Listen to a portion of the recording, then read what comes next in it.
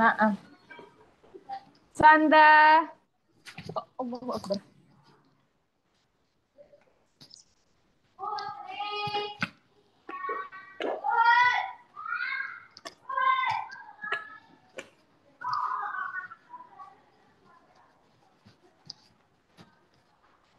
Sanda.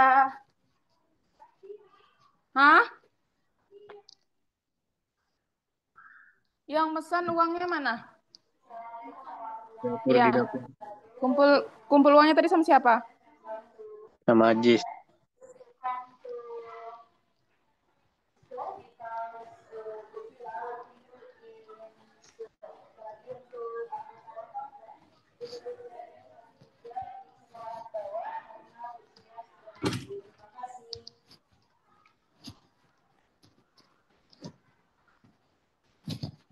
Caca dan Amel nanti suruh Sanda temui di BLC ya. Antar duit pesanan.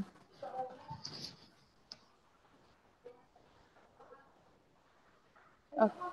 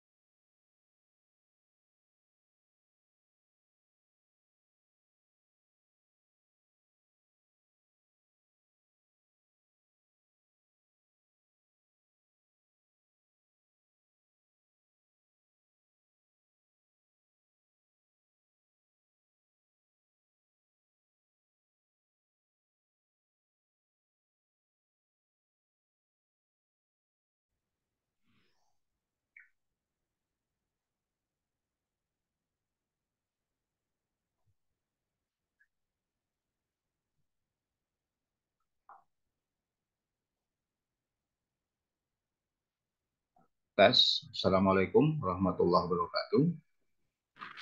Waalaikumsalam warahmatullahi wabarakatuh. Waalaikumsalam warahmatullahi wabarakatuh. Ini apa baru? Ini baru selesai materi pertama. Saya nunggu agak lama ini. Baik, Iya Pak, baru selesai saja.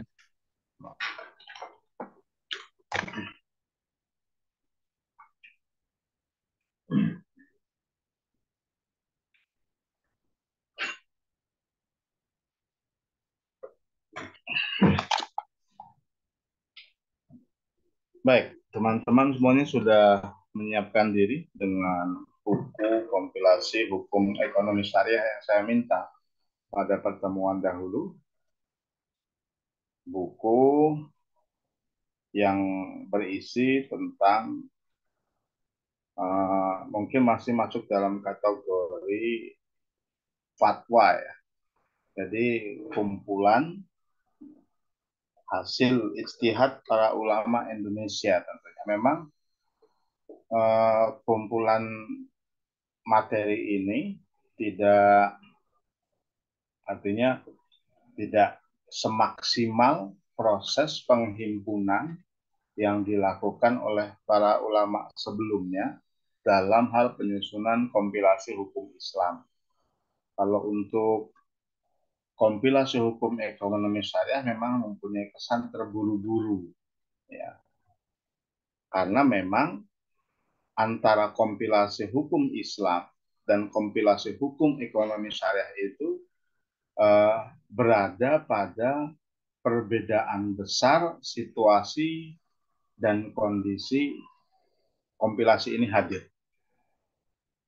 Jadi kalau kompilasi hukum Islam memang kemunculannya itu sudah banyak menimbulkan pro kontra.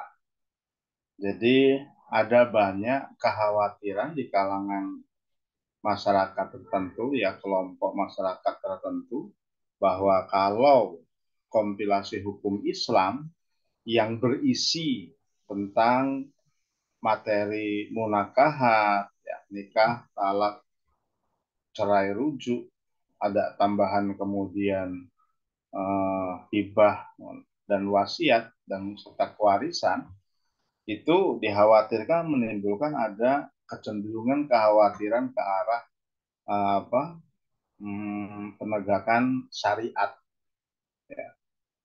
Jadi memang kehadiran KHI pada waktu itu cenderung resisten, sehingga prosesnya pun menjadi lama. Ya, ada proses tarik ulur. Bahkan uniknya adalah bahwa KHI itu sendiri hadir baru sampai pada sebatas instruksi presiden. Tidak beda jauh sebetulnya dengan KHS. Ya. Hanya KHS ini memang sudah menjadi masih dimasukkan dalam peraturan Mahkamah Agung. Jadi memang belum diundangkan. Ya. Ada sisi kesamaannya bahwa KHI dan KHS ini belum diundangkan. Sehingga dalam prakteknya pengadilan agama yang mempunyai kewenangan ya, sesuai dengan Undang-Undang Peradilan Agama dalam persoalan perkara hukum keluarga untuk KHI, kemudian perkara ekonomi sengketa ekonomi syariah di KHS itu memang belum banyak yang menerapkan itu. Bahkan untuk KHS mungkin perkara yang masuk tidak terlalu besar. Bahkan kebanyakan mereka yang melakukan proses sengketa ini masih banyak ditujukan ya ke pengadilan negeri. Jadi memang masih butuh perjuangan panjang ya. Tidak hanya KHS tapi juga KHI.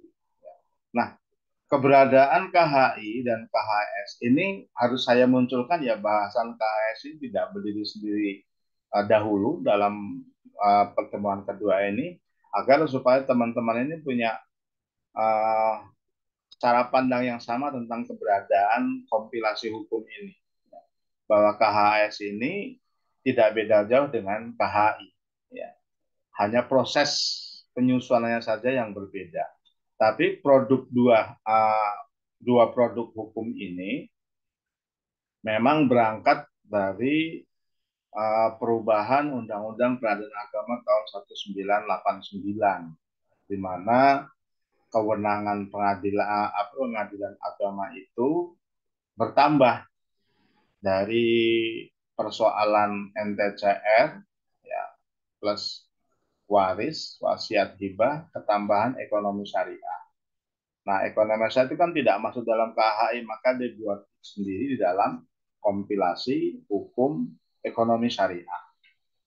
Nah, perbedaan lain selain perbedaan pertama masalah kondisi tadi, kalau KHS ini memang kehadirannya ditunggu-tunggu, berbeda dengan KHI. Jadi kalau KHI itu persoalan di masyarakat sudah berkembang banyak, ya.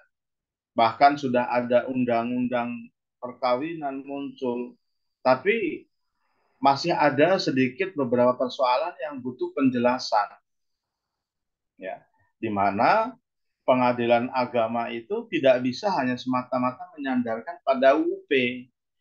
Makanya sebelum tahun kemunculan 89 itu, maka pengadilan agama itu ketika menyidangkan perkara persoalan hukum keluarga itu menggunakan banyak literatur kitab, meskipun sekarang-sekarang ya masih ada digunakan, tapi tidak sedikit sekarang para hakim yang menggunakan kompilasi hukum Islam dalam rangka apa? Menyamakan persepsi.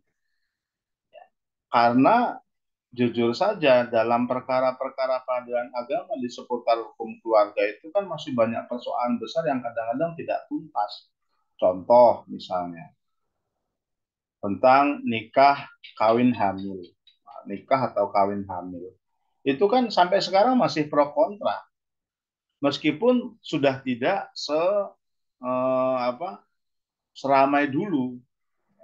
Artinya para hakim yang lebih banyak didominasi sarjana-sarjana hukum Islam sekarang itu dibanding era saya itu yang udah lebih adaptable, sudah bisa beradaptasi. Tapi bukan berarti tidak ada yang tetap berpikiran pada format lama, masih ada. Makanya masih dijumpai beberapa hakim atau bahkan penghulu atau berupa ahli hukum yang menolak menikahkan wanita hamil. Ya. Meskipun di KHI itu sudah ditulis bisa boleh dinikahkan dengan siapapun, meskipun lebih ditambahkan dengan orang yang hamili. Tapi faktanya dijumpai di tengah masyarakat, kalau misalnya dengan terjun di masyarakat, terutama di desa-desa itu, di pelosok itu masih dijumpai beberapa penghulu, beberapa penyuluh agama, ataupun pegawai KUA itu atau pegawai Kesra yang menolak dengan tetap meminta agar si wanita yang melahirkan dahulu boleh dinikahkan. Jadi masih menggunakan format lama. Jadi apa yang tertuang di dalam KHI tidak sepenuhnya dikerjakan. Karena memang KHI itu masih in press. Jadi dia belum diundangkan. Jadi kalau dikatakan belum mempunyai hukum dasar kuat, ya memang. Tapi proses sosialisasi, edukasi yang dilakukan oleh negara itu sudah dilakukan, bahkan oleh kalangan akademisi. Sehingga sudah hampir merata banyak orang tahu. Ya. Dan faktanya di masyarakat kita adalah ya seringkali ditawarkan apakah akan menerapkan hukum Islam fikih, jadi memang menggunakan literatur lama atau menggunakan KHI. Maka itu seringkali ditemui debat panjang itu antara para advokat, ya, pengacara dengan para hakim. Tinggal bagaimana keluasan pandang masing-masing pihak itu, ya, dalam uh, memberikan pertimbangan hukum terhadap perkara yang dihadapi. Nah, kalau KHS, ya, KHS ini memang betul-betul menjadi kebutuhan mendesak yang mau tidak mau harus segera diwujudkan. Kenapa? Kalau tidak, dia akan memberikan dampak besar terhadap masyarakat. Nah, ini menariknya ya. Kalau KHI, ya, yang persoalannya melingkupi persoalan pernikahan, kemudian perceraian, ya, dari cerai gugat maupun cerai talak, kemudian juga masalah rujuk, kemudian kewarisan, itu pada waktu itu sudah bisa dihandle oleh masyarakat kita. Artinya apa? Itu bukan perkara yang baru. Jadi masyarakat kita eh, yang agamis, ya, masyarakat kita kenal kan religius dan juga eh, mempunyai tradisi yang bagus, nggak pernah main-main berani dalam persoalan tadi masalah hukum keluarga. Sehingga dengan tanpa kehadiran KHI pun semua tetap akan berjalan on the track seperti itu. Ketika orang kita ini sampai tambah berapa waktu ya? Kan saya kehilangan waktu, nanti saya minta kalau agak lama ya dimaklumi ya. Mas Alwi kalau ada di sana. Saya lanjutkan. Jadi kalau KHI ini ya, memang kondisi masyarakat kita itu sudah apa terbentuk, sehingga ada kata, saya cut dulu, ada azan ini.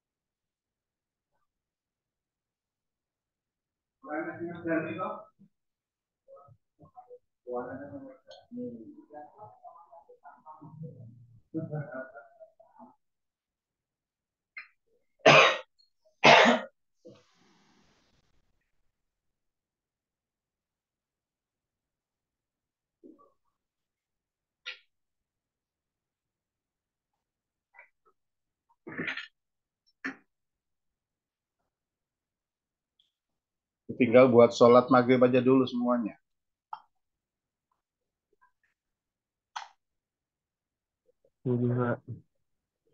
Lima.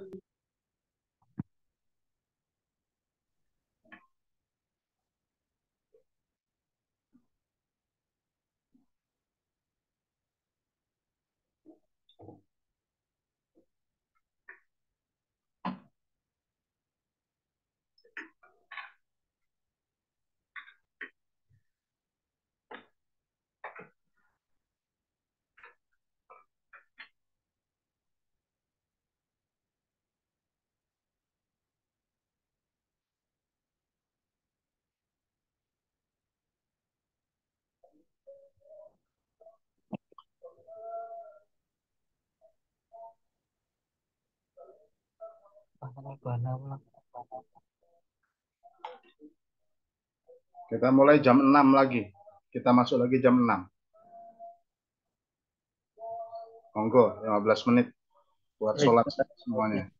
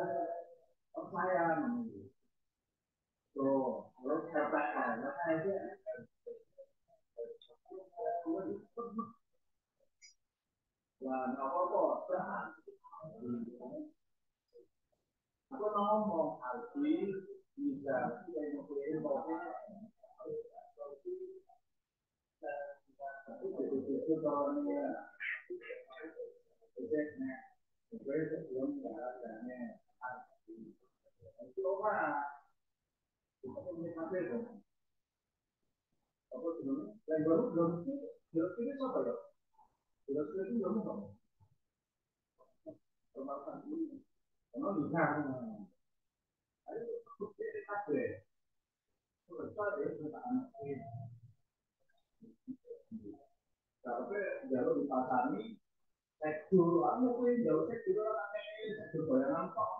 Sama kan?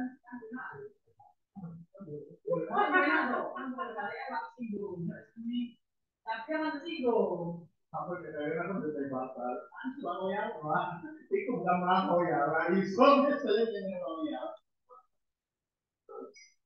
Ya, pakai motor. Karena mahasiswa ini tidak lagi dipakai punya orang duit seksi kok kan jalur kan berarti.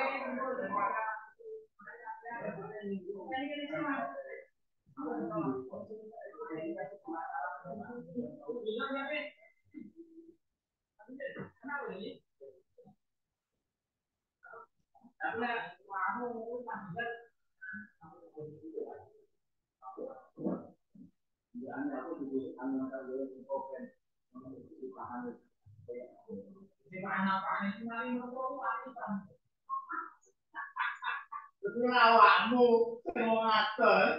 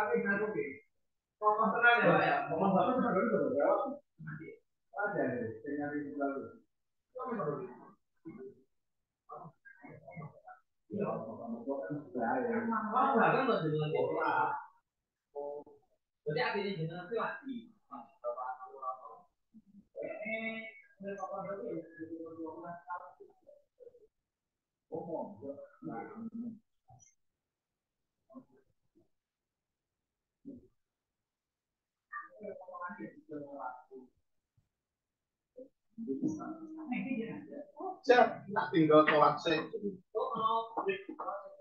Ah.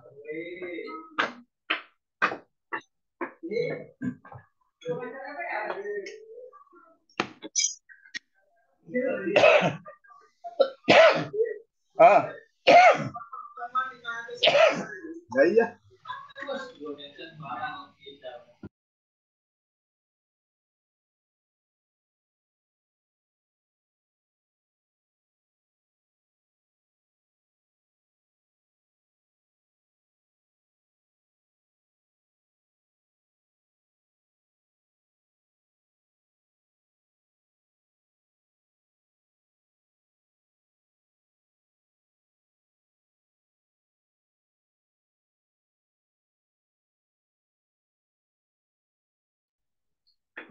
Tes, assalamualaikum warahmatullahi wabarakatuh.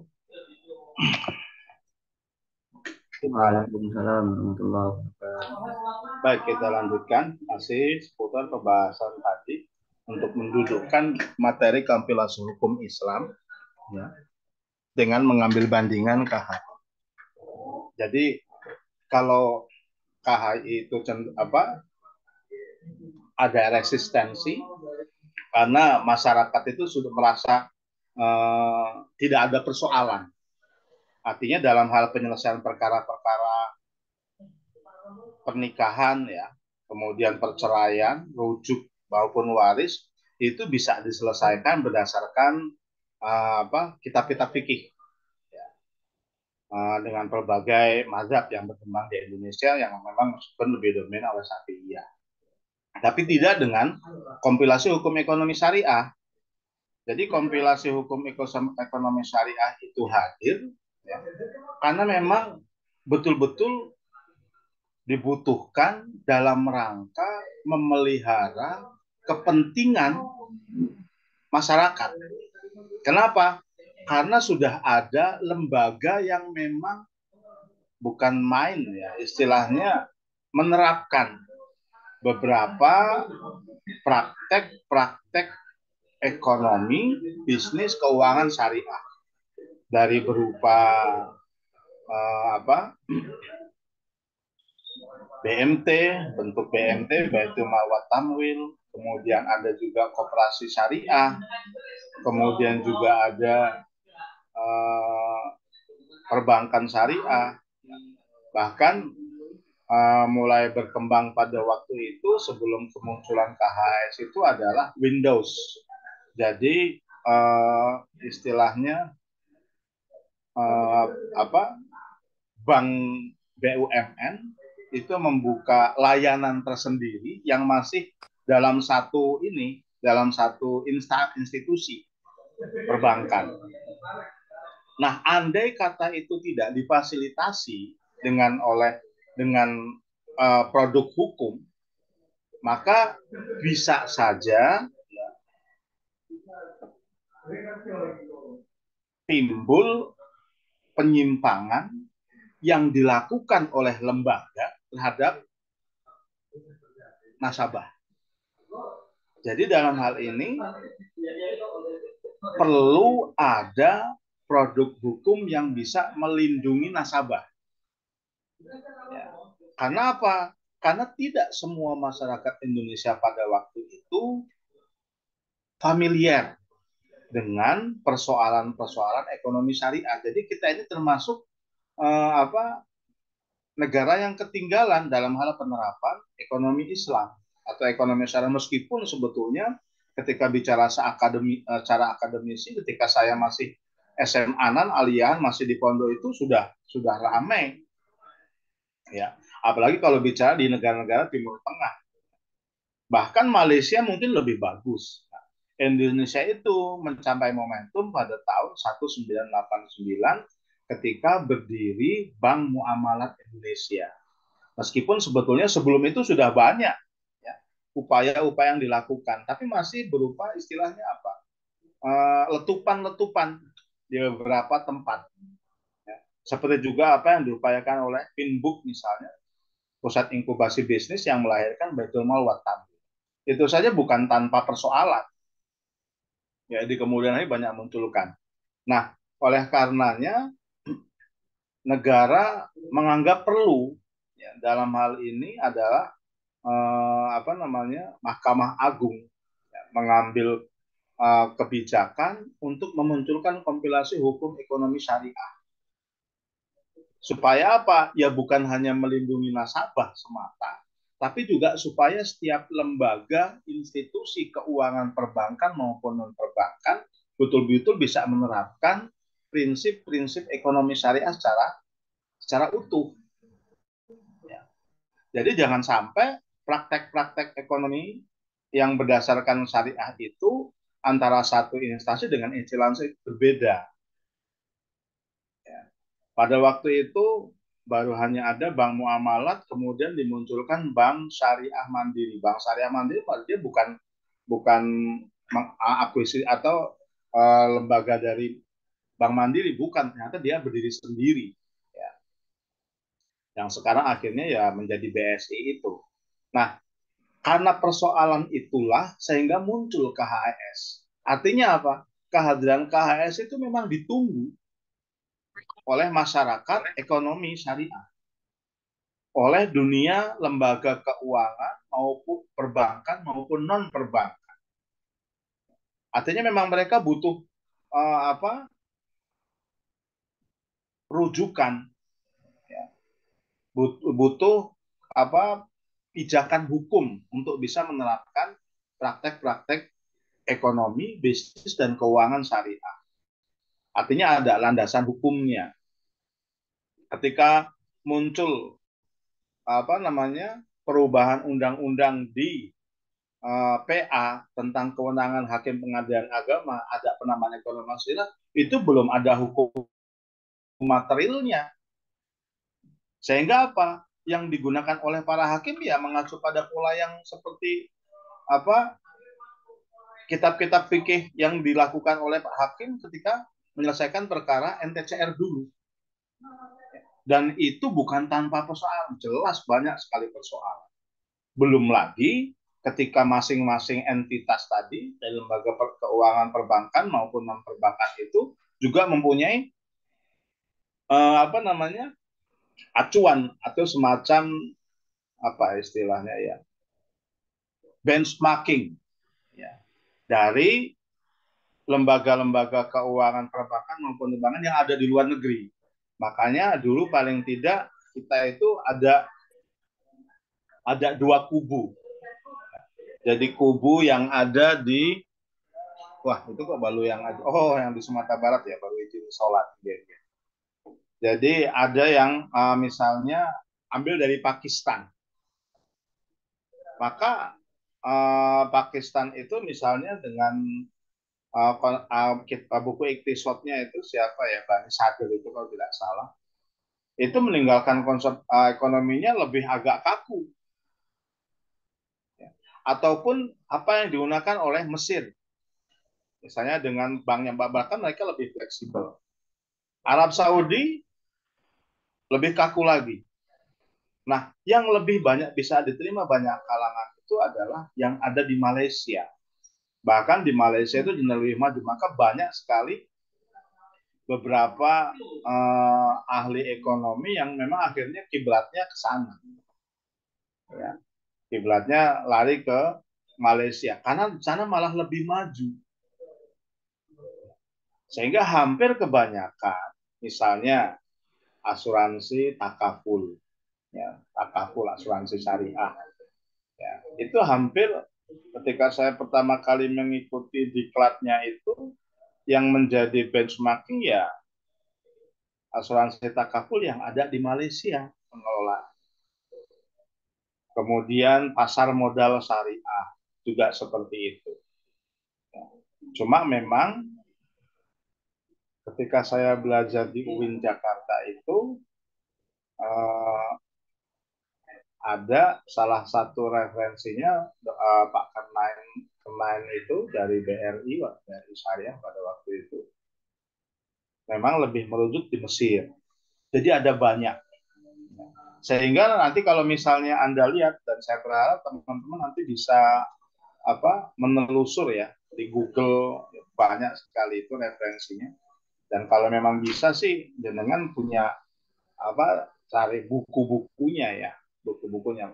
Saya ada beberapa yang memang produknya agak lama, tapi yang satu hilang itu ketika asal usul berdirinya Bank Syariah itu saya hilang. Yang ada itu sejarah pemikiran ekonomi syariah. Nah sekarang nanti kalau misalnya di dalam KHI ini memang pada umumnya himpunan berbagai macam pendapat. Jadi memang ini pendapat dari banyak ahli. Ya. Tapi memang tidak jumlahnya yang terlibat tidak sebanyak KHI. KHI itu memang ya tadi saya katakan karena penolakannya itu kuat, ada saja ya kritik itu demikian kencang. Jadi pokoknya jangan sampai pada anggapan jangan sampai KHI itu terbit seperti itu. Sehingga memang betul-betul ada menggodokan kan banyak persoalan di situ di KHI. Contoh nikah hamil itu debatnya panjang sekali. Dan sampai sekarang masih ada orang beranggapan nggak mau menikahkan wanita hamil. Saya takut dosa seperti itu. Jadi masih ada pada penekanan itu. Yang sebetulnya itu bukan dianulir ya, tapi lebih diseplit menjadi lebih semut ketentuan itu. Sehingga orang akan melihat bahwa penetapan kebolehan nikah atau kawin hamil itu lebih mengarah pada kekuatan maslahat meskipun nanti tekanannya ada pada persoalan penggunaan akal. Tapi itu banyak dirasakan maslahatnya daripada madorot yang timbul. Meskipun kalau misalnya sekarang itu mungkin kalau saya memang perlu harus ada semacam pemberatan lagi ya supaya praktek-praktek itu tidak banyak muncul karena pada prakteknya ternyata kalau jenengan semuanya mau turun di lembaga, di pengadilan agama itu atau di kantor KUA itu banyak sekali perkara-perkara dispensasi yang muncul, dan itu misalnya saya berapa skripsi teman-teman S1 syariah di sini itu memang dispensasi itu lebih banyak diisi, lebih dominan diisi orang-orang yang berperkara karena hamil lebih dulu. Jadi memang persoalannya sekarang sudah tidak sesederhana dulu. Kalau dulu, kenapa pasal ini dibutuhkan? Karena kalau dulu itu, Mas, ketika seseorang tidak segera dinikahkan, akan melakukan tindakan aborsi. Itu mesti. Jadi tidak berhenti dari satu perbuatan dosa. Nambah perbuatan dosa, artinya nggak pernah berhenti. Kalau itu tidak terpenuhi, dia akan bunuh diri. Ya. Itu yang dilakukan oleh si pelaku. Bagaimana dengan orang tua? Banyak lagi yang dilakukan oleh para orang tua. Sampai harus mengkucilkan, sampai dia melakukan berbagai. Saya pernah menemukan kasus itu. Itu juga skripsi teman-teman. Orang tua sampai membayar seorang laki-laki untuk menikahi anaknya yang dalam keadaan hamil. Sampai seperti itu. Karena memang si laki-laki tidak disetujui. Itu persoalan itu sebetulnya. Nah, kalau misalnya dia bukan pada persoalan kita, maka sebetulnya nikah hamil kebo itu sifatnya dia darurat memang. Tapi sekarang kalau memang sudah menjadi seakan-akan, wah, diperbolehkan, makanya di beberapa lembaga atau urusan agama itu ada beberapa penghulu memang yang keras, tidak mau menikahkan. Sampai, nah itu nggak berhenti persoalan. Makanya kadang-kadang KHI itu tidak dianggap beberapa orang ya, bahwa KHI itu gampang ke tanda petik. Sebetulnya KHI itu kalau misalnya, yaitu fikih Indonesia. Karena apa? Ketika misalnya pintu para penghulu, ya pegawai KUA atau siapapun tidak mau menikahkan, mereka nggak akan berhenti. Ya, kalau misalnya proses ke pengadilan juga nggak bisa, misalnya mereka akan nikah siri. Nikah siri persoalan lagi. Makanya kalau saya memang melihat hal-hal seperti ini memang akhirnya menjadi pekerjaan lembaga-lembaga pendidikan yang bisa memberikan ya edukasi, sosialisasi yang secara maksimal utuh di lembaga-lembaga mereka, khususnya lembaga-lembaga pendidikan Islam. Oke, saya agak pindah itu. Nah, kembali. Nah, kalau KHS ini memang tidak. Karena dampaknya lebih pada, bukan pada persoalan seperti pada KHI yang mengarah pada muruah, marwah dari orang. Tapi kalau persoalan ekonomi syariah itu memang lebih pada persoalan ekonomi, ya, keuangan. Ya. Itu masih bisa apa? Masih bisa kadang-kadang direspon lebih baik. Tapi dampaknya negara tidak mau repot. Kenapa? Ketika misalnya BMT atau kalau misalnya Muhammadiyah BTN atau misalnya Kospin, Koperasi Simpan Pinjam yang menggunakan syariah, atau bahkan lembaga keuangan perbankan yang menerapkan prinsip-prinsip ekonomi syariah. Nah, negara dalam hal ini Kementerian HAM, Kementerian Hukum tidak menyiapkan pirantinya. Maka ketika terjadi persoalan sengketa dalam hal ekonomi antara misalnya nasabah, apakah nasabah yang dibiayai atau nasabah yang menempatkan dana, itu tidak difasilitasi, itu akan rusak. Bahkan negara. Apa yang diserang? Persoalan ekonomi. Ya. Makanya pada waktu itu BI ketika melihat marak praktek-praktek ya, ekonomi, bisnis, keuangan syariah itu, BI itu langsung sergap, dia mencari itu ahli-ahli hukum ekonomi syariah.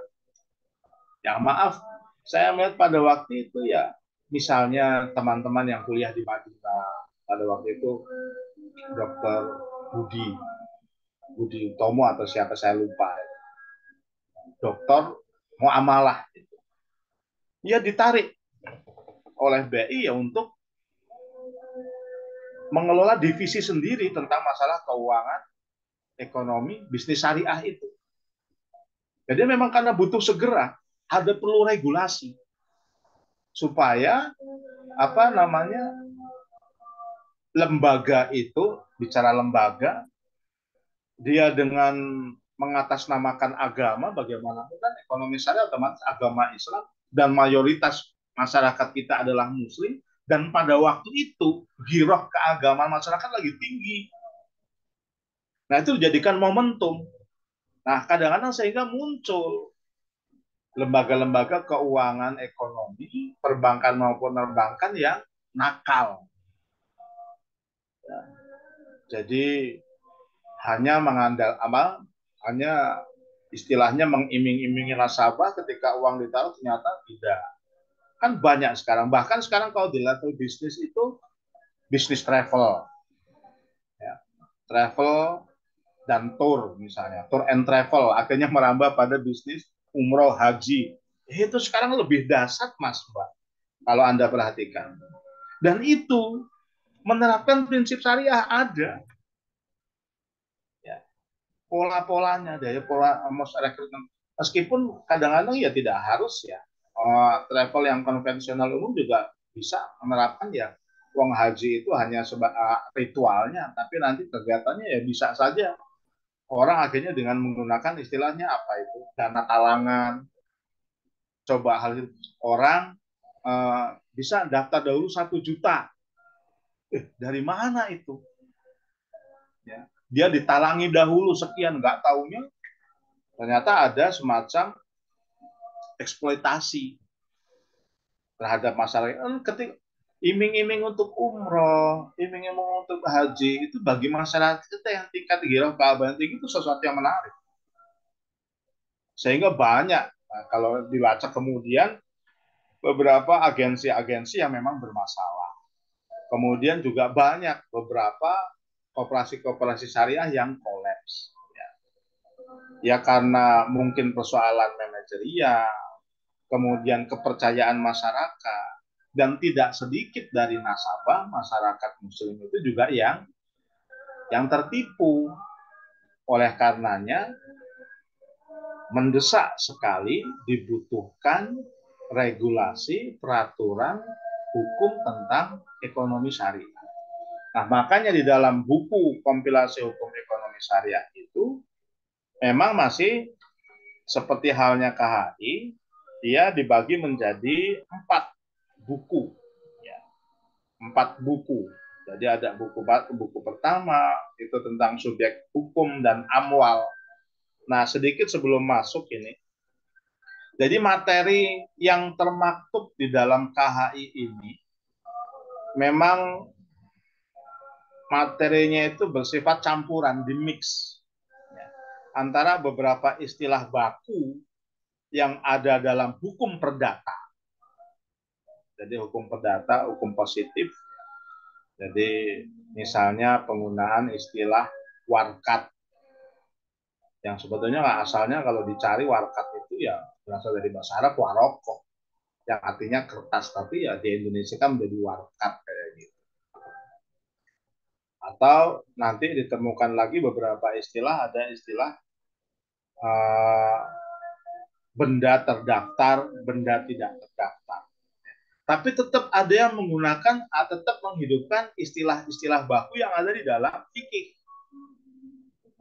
Misalnya, tetap menghidupkan kata-kata amwal, tidak menggunakan kata benda. Meskipun nanti ada benda di sini. Sehingga teman-teman nggak boleh bias. Jadi ketika memahami benda di situ adalah benda dalam makna hukum perdata. Yang maksudnya adalah harta. Nah, bahkan kalau misalnya menurut kita, kalau dalam memahami dalam kajian fikih muamalah maliyah, ya, jadi amwal itu lebih luas daripada apa yang tertulis di dalam hukum perdata. Karena ternyata yang namanya amwal itu ya harta yang meliputi berbagai jenisnya. Apakah yang kimi, ya, apakah yang misli, apakah yang mangkul, atau ukor. Ya. atau eh, mutakawin, ghairu mutakawin, ya. Bahkan sampai harta yang istilah zahir yang terlihat dan tidak terlihat banyak sekali ya dalam eh, kalau misalnya mau baca yang agak ini ya, kalau literatur kita banyak sekali, tapi kalau Indonesia punyanya Hasbi Siddiq ya. Kemudian kalau yang perikatan itu eh, yang banyak itu sekali pilihannya, punya Hendi macam-macamnya, banyak ulama. Nah, jadi nanti teman-teman nggak usah, ada juga beberapa istilah yang memang ada di dalam tradisi masyarakat kita. Misalnya menggunakan istilah barter atau pertukaran. Ya. Jadi nanti memang bahasa di dalam sini memang agak dimix. Ya. Ada menggunakan masih beberapa kosakata dalam fikih. Tapi jujur saja memang kalau buat kita yang memang mempelajari ilmu-ilmu agama Islam, itu kita lebih familiar dengan istilah-istilah yang banyak digunakan dalam literatur. Ya. Kitab-kitab tradisional, ya kitab kuning, itu daripada menggunakan istilah-istilah terjemah. Jadi teman-teman saya berharap, di sini saya melihat kan ada beberapa yang punya latar belakang memang dunia pesantren lebih banyak dominan. Saya rasa itu tetap dihidupkan. Karena itu akan memberikan warna berbeda daripada Anda harus menerjemahkan misalnya al-milku, kepemilikan. Ternyata nanti antara al-milku dengan al-hukuk itu adalah dua entitas yang tidak sama. Tapi nanti dalam praktek hukum kebendaan, hukum benda, perdata, itu hampir tidak beda jauh. Tapi nanti, oh ini konsep ini masuk dalam kepemilikan al-milku, tidak al-hukuk. Padahal kalau di dalam pelajari dalam fikih muamalah maliyah, yang namanya al-milku itu menurut Hanafiyah tidak mencakup al-hukuk. Bahkan al-hukuk itu tidak dalam kategori al-mal. Berbeda jauh dengan pendapat mazhab tiga yang lain, artinya mayoritas. Jadi memang itu menjadi bahasan menarik ya. Tapi itu ditepis di dalam KHES. Ya. Jadi persoalan ini tidak terlalu dimunculkan. Bahkan nanti akan banyak Anda temukan beberapa materi hukum yang tidak ditemukan dalam fikih. Nah itu nanti akan menjadi bahan kajian kita bersama. Ya. Nah kemudian setelah buku pertama itu tentang subjek hukum dan ahwal, kemudian yang kedua tentang bab akad ya, bab perikatan. Jadi macam-macam itu. Kemudian ada pokoknya persoalan seputar perikatan ya, dari baik, dari musyarakah. Kemudian masuk tentang zakat hibah. Zakat hibah. Padahal kita dalam hal zakat itu sudah ada undang-undangnya. Tapi di KHI dimunculkan lagi. Tapi kalau di apa namanya, di undang-undang zakat itu memang lebih menekankan kepada lebih banyak disunting ya, dilihat pada lembaga, peran lembaga seperti lazis, las. Tapi kalau di sini adalah tentang zakat, ya, tentang zakat itu sendiri, baik zakat mal dengan berbagai turunannya, kemudian zakat dengan pendistribusian. Tapi itu nanti menarik lagi dalam hal zakat.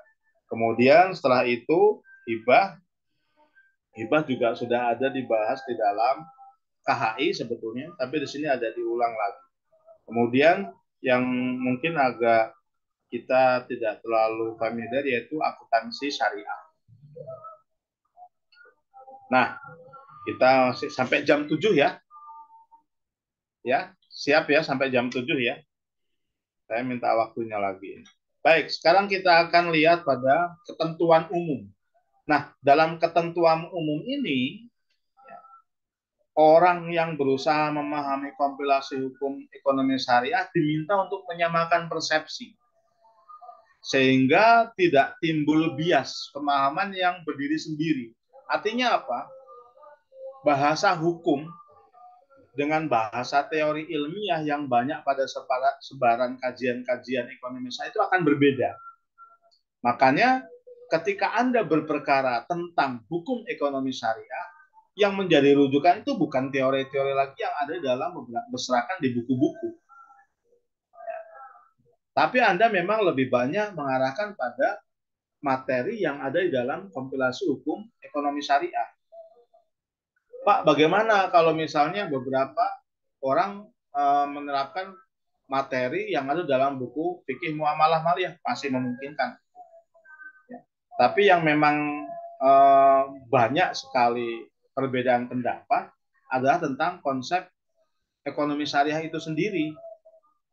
Nah, itu misalnya nanti kalau itu dalam mata ekonomi banyak sekali madzhab-madzhab.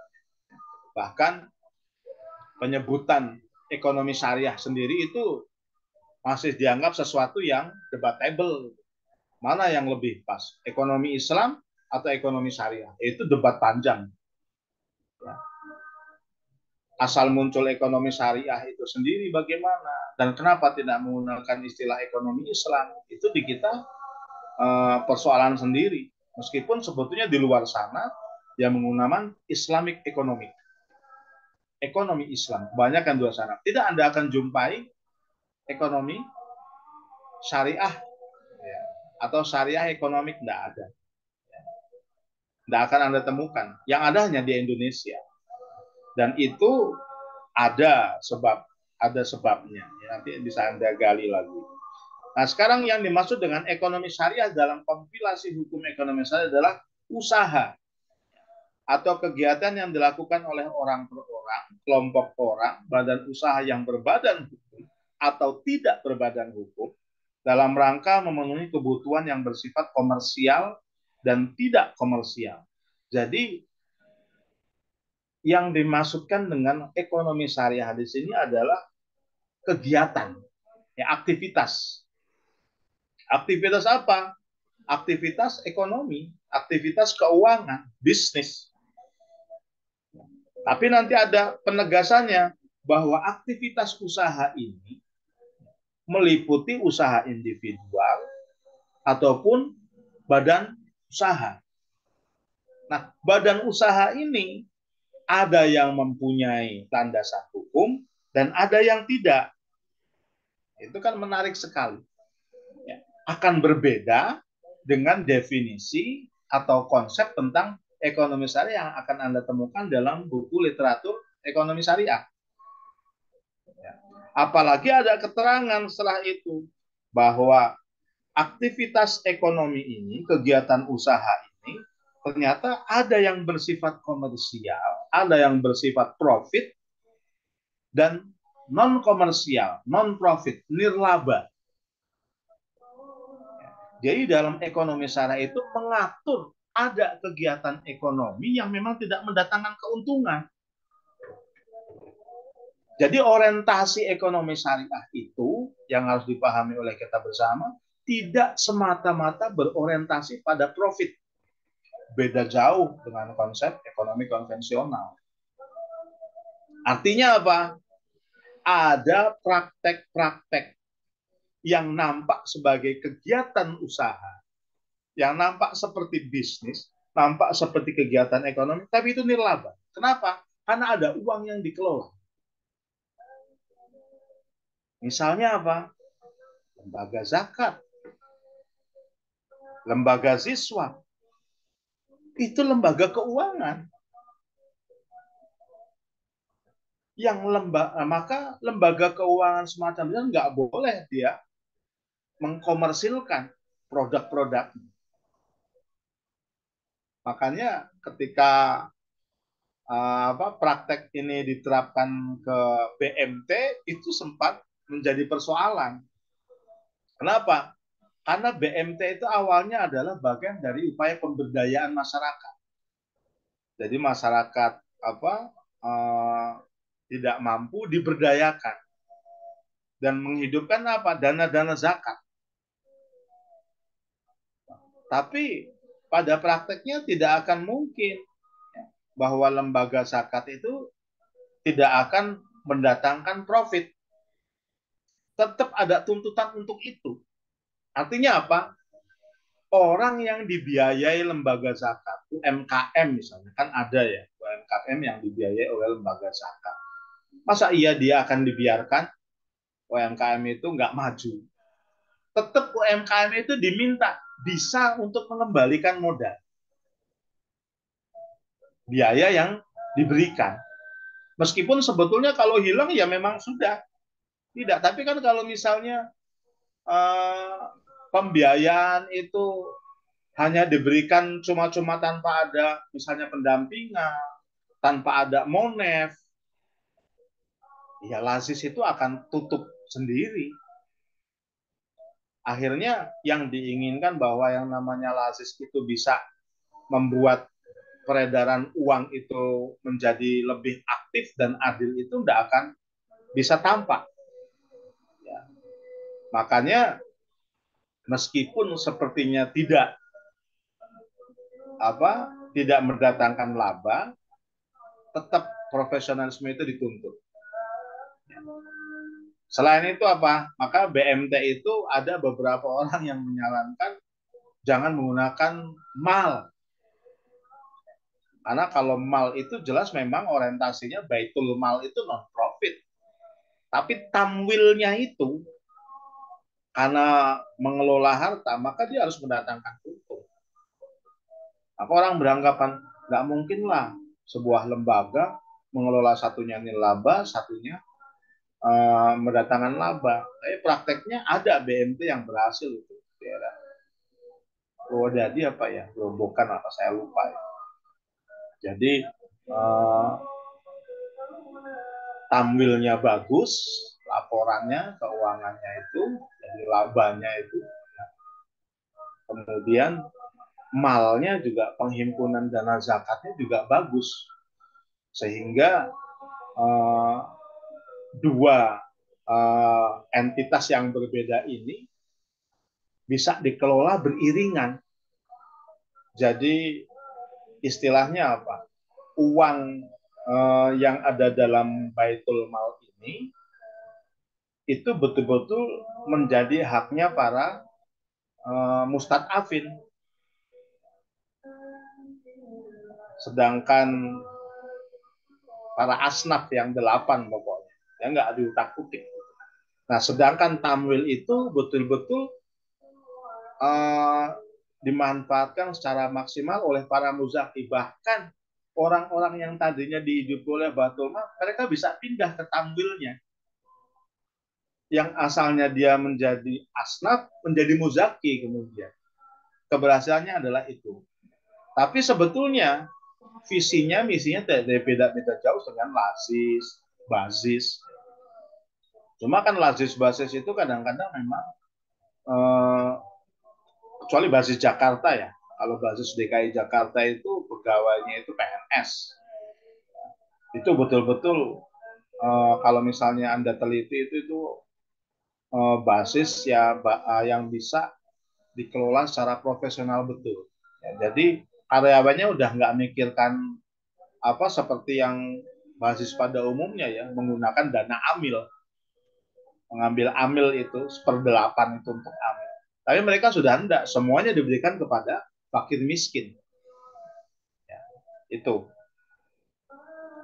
Jadi ekonomi syariah dalam KHS ini meliputi lembaga yang bersifat komersial dan non komersial.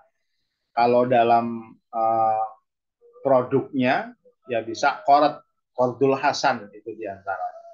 Kemudian ada lagi wadiah. Wadiah itu sebetulnya tidak ada profit. Ya, jadi penitipan. Ya, cuma memang ada jasa penitipan hanya ongkos untuk ya tenaga yang menerima titipan. Kemudian ada berapa ariyah, ya, i'aroh juga sama seperti itu. Peminjam ya sebetulnya akhirnya larinya pada al-Qard ya, Qardul Hasan itu. Kemudian yang kedua, subjek hukum. Nah, ini juga yang tidak kalah menarik.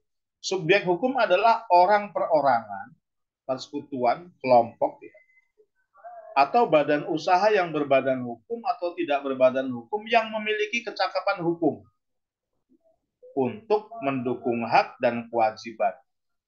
Yang menarik dari istilah subjek hukum ini adalah siapa orang yang memiliki kecakapan hukum itu. Nanti ada keterangan kecakapan hukum adalah nomor 3, kemampuan subjek hukum untuk melakukan perbuatan yang dipandang sah secara hukum. Nah, sekarang ukurannya apa sih? Seseorang itu dikatakan memiliki kecakapan hukum. Maka kalau dalam fikih kan gampang. Akil, ya, kemudian balik, al-buluk, akil, al-buluk, arus. Tapi bagaimana jelasnya? Karena penerapan poin-poin tadi, al-akil, al-buluk tadi itu masih abstrak. Makanya dalam undang-undang, bahkan dalam kompilasi hukum ekonomi syariah ini ada kejelasan, yaitu dengan memberikan batasan usia. Padahal dalam hal pemberian batasan usia di dalam kompilasi hukum ekonomi syariah dengan KHI, dengan fikih berbeda. Bahkan nanti kalau misalnya Anda lihat dalam Undang-Undang Perlindungan Anak, maka di sini ada disebutkan, ya, anak, ya, kecakapan hukum. Apakah anak itu memiliki kecakapan itu anak yang umur berapa? Ternyata disebutkan anak adalah seseorang yang berada di bawah umur 18 tahun. Di bawah 18 tahun. Kalau KHI kita berapa? Setelah perubahan yang pertama sebelumnya 16-19, 16 untuk perempuan, 19 untuk laki-laki. Yang KHI sebelum ada perubahan yang tahun 2010, ya 2010 atau 2000, ya pokoknya terakhir 2019, sorry, itu sekarang berubah menjadi 19 tahun, baik laki-laki maupun perempuan. Kalau KHS menentukan yang namanya anak itu di bawah 18 tahun, artinya apa? 13 tahun, 14 tahun, 15 tahun, 16 tahun, 17 tahun tidak sah. Tidak dianggap sah perbuatannya. Dalam hal apa? Keuangan, bisnis, transaksi keuangan, transaksi bisnis, dan transaksi ekonomi.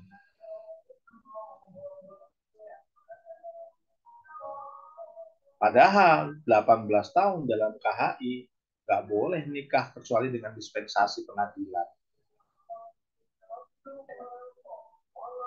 Berarti kan ada perbedaan misi. Ada perbedaan tujuan dari penerapan peraturan ini. Wong dalam hal perkawinan saja ditingkatkan menjadi 19 tahun, tapi di dalam KHS ini cuma 18 tahun. Tentu KHS ini memang muncul, ya, sebelum ada perubahan tadi. Lebih menariknya lagi, ada tambahan keterangan. Orang yang berada di bawah umur 18 tahun yang dipandang belum cakap melakukan perbuatan hukum, itu namanya anak. Jadi namanya anak itu nggak cakap hukum, nggak sah lah perbuatan hukum. Atau yang belum pernah menikah. Artinya apa? Kalau Anda menjumpai seorang wanita, tiba-tiba dia menjadi top manager, usianya itu masih 17 tahun. Kok bisa Pak Anies? Oh, jangan salah ya. Di era sekarang generasi Z di atas sudah di atasnya generasi milenial, atau beberapa orang nyebutnya sebagai generasi strawberry. Ya sebetulnya itu kalau nyebut strawberry agak ngenyek sih bahasa saya. Tapi kata generasi Z saja. Anak usia 13 tahun, anak SMP, bisa kok punya usaha yang omsetnya miliaran. Tapi yang nggak tahu setelah TikTok ditutup. Tapi dia bisa menjadi seorang YouTuber misalnya. Artinya apa? Kalau ada seorang anak berusia 17 tahun, dia mempunyai omset usaha yang sedemikian rupa, apakah dia harus ada di bawah kurator? Harus. Tapi kalau sudah menikah, tidak. Itu kan menarik gitu. Jadi ben awake dhewe endang disebut dewasa, balik bojo. Tapi KHI melarang itu. Kan menarik sekali undang-undang. Ya, itu bisa dikaji itu. Apalagi kalau ditarik ke ranah fikih. Fikih memberi batasan usia berapa dikatakan seseorang itu balik. Itu kan dia punya agak susah. Karena kita nggak punya bisa masuk. Ya. Seseorang itu dikatakan akil, dikatakan balik. Ya, cuma pakai ini saja tanda-tanda akil balik itu. Kalau seorang wanita sudah datang bulan, ya dia sudah akil balik. Seorang laki-laki sudah mimpi basah, sudah akil balik. Padahal anak-anak sekarang misalnya kelas 4 SD itu sudah ada kok yang datang bulan. 9 tahun, 10 tahun. Kalau merujuk dalam fikih, itu mungkin bisa terjadi. Seorang laki-laki ya rata-rata standar 13 tahun lah. Itu dikatakan sudah balik. Tapi dalam kitab ini, dalam kompilasi ini, dikatakan dia masih anak-anak. Sehingga semua perbuatan hukumnya itu tidak sama. Meskipun kadang-kadang ya bingung juga kita ya. Kalau kita lihat di sekolah, anak-anak itu beli jajanan, yang penjualnya orang-orang tua, orang-orang dewasa yang beli anak-anak SD. Sah nggak itu menurut kalian jual belinya? Ya. Ada nggak kemungkinan anak-anak itu dibohongi? Pak, beli cilor, Pak, beli sempolnya, Pak, beli apa?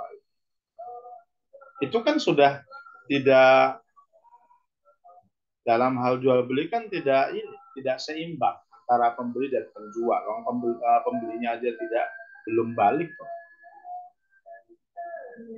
Itu sudah kajian menarik itu sebetulnya. Ya orang akhirnya ya nggak perlu gelima-gelima. Harapannya adalah orang yang dewasa itu ya pedagang harus bisa mengajarkan bahwa sesuatu itu jujur gitu saja. Bagian dari edukasi. Beberapa orang beranggapan seperti itu. Anak itu diajarkan untuk bisa bermuamalah. Tapi persoalannya menjadi berbeda kalau misalnya kita nyuruh anak kita belanja. Itu juga persoalannya, sah apa enggak transaksi.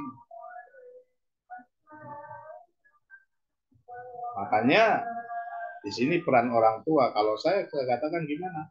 Ya selama itu di bawah pengawasan. Artinya berapa harga itu pada umumnya kalau misalnya ada yang tidak benar, loh anak saya ini harganya 500, uang anak saya 1.000, kok tidak kembali? Nah itu bisa saja ada di situ semacam manipulasi orang dewasa terhadap anak. Tapi kalau misalnya ada di bawah pengawasan kita sebagai walinya, kita bisa tegur kalau misalnya di warung tadi. Tapi kalau misalnya di sekolah-sekolah itu misalnya memang tidak bisa terkontrol dengan baik kecuali oleh para guru.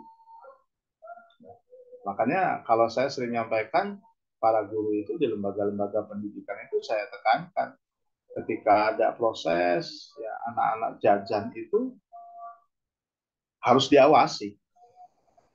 Harus diawasi. Bahkan guru harus mengenal siapa saja sih orang-orang yang buka lapak di situ. Kalau perlu, sekolah itu mengedukasi para pedagang. Artinya, mengedukasi itu ya punya hubungan komunikasi yang baik. Sehingga bisa saling jaga. komposisi anak yang seperti itu jangan dimanfaatkan, misalnya hanya sekedar untuk misalnya mendapatkan keuntungan banyak hal. Jadi antisipasinya adalah itu. Kalau saya prinsip tidak boleh, tapi tadi di bawah pengawasan kalau misalnya anak-anak di sekolah ya walinya ya para guru-guru. Itu sedikit contoh ya. Tapi dalam hal ini, memang dalam hal transaksi keuangan, bisnis, ya ekonomi ini, maka yang menjadi acuan adalah ketentuan umum pada pasal 1 ayat 4. Anda nggak bisa menerapkan kompilasi hukum Islam dalam hal untuk penerapan usia nikah yang 19 tahun itu enggak. Tapi Anda tetap menggunakan batasan usia 18 tahun atau ya, dia sudah pernah menikah. Jadi kalau misalnya ada janda 17 tahun ya sah. Dia dianggap sudah cakap secara hukum untuk melakukan tindakan hukum, melakukan transaksi keuangan bisnis itu tadi. Kemudian yang kelima, perwalian. Perwalian adalah kewenangan yang diberikan kepada wali untuk melakukan perbuatan hukum atas nama dan untuk kepentingan mualla, orang yang diperwalikan, ya, atau nyebutnya dalam bahasa hukum adalah kurator. Mualla adalah seseorang yang belum cakap melakukan perbuatan hukum, tadi ya, orang yang di bawah usia 18 tahun, atau belum pernah menikah, atau badan usaha, atau badan usaha yang dinyatakan bangkrut. Nah, orang harus paham bahwa sebuah perusahaan dinyatakan bangkrut, itu nggak bisa klaim pemilik owner perusahaan itu, enggak. Dia harus membawa untuk membuktikan bahwa perusahaannya itu memang butuh kurator, misalnya bersengketa dengan bank, dia nggak bisa nyaur karena dia bangkrut. Dia harus bisa menunjukkan bukti kepailitannya. Kemana? Ke pengadilan untuk mendapatkan surat keterangan bahwa perusahaan dia dalam keadaan pailit. Berdasarkan pengadilan telah memperoleh kekuatan hukum tetap. Jadi memang nggak mudah. Jadi dalam hal ketentuan umum ini masih ada beberapa item lagi ya. Ayo kita teruskan besok. Ini sudah jam 7 mendekati Isya. Jadi saya berharap teman-teman tetap harus punya buku ini. Ya. Karena memang ini yang menjadi referensi kita. Buku ini yang akan Anda jadikan rujukan dalam berperkara. Jadi kalau bisa ya tidak menggunakan fikih lagi. Kenapa? Nanti akan Anda juga beberapa kosakata fikih mungkin yang nggak dikenal di sini, ada bisa saja. Atau ada beberapa istilah, diksi, narasi bahkan yang tertulis dalam kompilasi hukum Islam ini yang nggak ditemukan di fikih atau dalam buku-buku fikih muamalah. Makanya teman-teman kita mempelajari kompilasi hukum ekonomi syariah ini selain untuk memahami tentang fikih muamalah maliyah Indonesia, yang tidak kalah penting adalah memahami tentang fikih muamalah perbandingan. Samping perbandingan antara berbagai madhab di dalam fikih, juga beberapa madhab yang ada di beberapa lembaga. Jadi para ekonom itu punya konsep sendiri tentang ekonomi syariah atau ekonomi Islam. Baik, saya rasa ini saya minta maaf saya belum bisa memberikan PPT itu ya. Jadi untuk gambar, tapi nanti saya usahakan nanti mudah-mudahan saya titipkan Mas Alwi, itu teman-teman nanti bisa saya beri materinya. Kemarin ada kalau yang kelas reguler sudah saya berikan. Jadi semacam ya tulisan-tulisan pendek seputar masalah sejarah penyusunan KHS ini misalnya. Kemudian nanti beberapa persoalan yang banyak dibahas seputar kompilasi hukum ekonomi syariah. Sehingga saya berharap nanti KHS ini bukan sesuatu yang akan kita perdebatkan, tapi sesuatu yang akan kita lebih kuatkan. Kalau bisa menambahkan sehingga kalau akan menjadi undang-undang. Seperti itu, nggih. Ada yang ingin ditanyakan? Sudah adzan Isya. Baik, kalau tidak ada, kita cukupkan saja. Kita nahtatim bilhamdalah. Alhamdulillahirabbil alamin. Aku qouli hadza astaghfirullahi wa lakum. Assalamualaikum warahmatullahi wabarakatuh. Waalaikumsalam Waalaikumsalam warahmatullahi wabarakatuh. Terima kasih, Pak. Matur suwun sangat, Pak. Oke, sami-sami. Ini apa ya? Oke. Gimana?